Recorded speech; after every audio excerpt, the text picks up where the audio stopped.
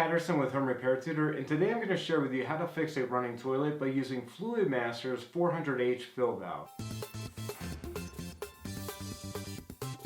The 400H replaces a variety of different fill valves, which you can see on the side of the box. Again, this is the 400H-002. When you open the box, there are only a few items in there. It's just the fill valve, the instructions, and then some additional parts, which we're going to show you how to use a little bit later in the video. These 400 series fill valves have been around since the 1950s, so they've been around for a long time. First step is to turn the water off with the shutoff valve. The next step is to flush the toilet and to remove the toilet tank to see how much water is left in there. Pull down on the lever of the toilet tank until most of the water is removed from the tank, and then you can use a sponge or a cloth to remove the excess water from the tank. This only takes a minute or two. It's super easy. Then remove the water supply line that's connected to the old fill valve, and it's good to have a bucket for this. Remove the nut from the old fill valve, and then take off the hose and remove the fill valve from the old toilet tank. Inspect the gasket on the new fill valve. It's usually in the right position,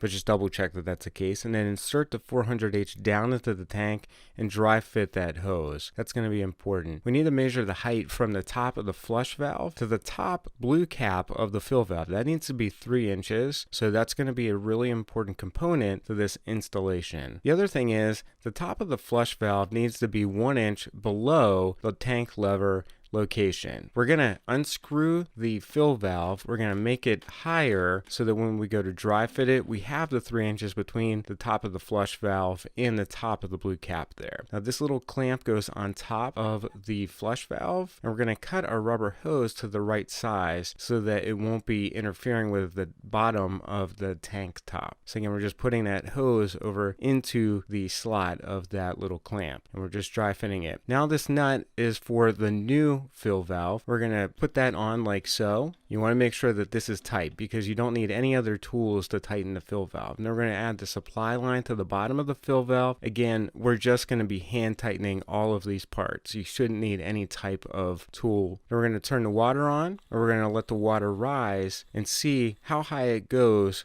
to the top of the flush valve pipe. Now in this case, there's a little knob for both the bowl water and the toilet tank water.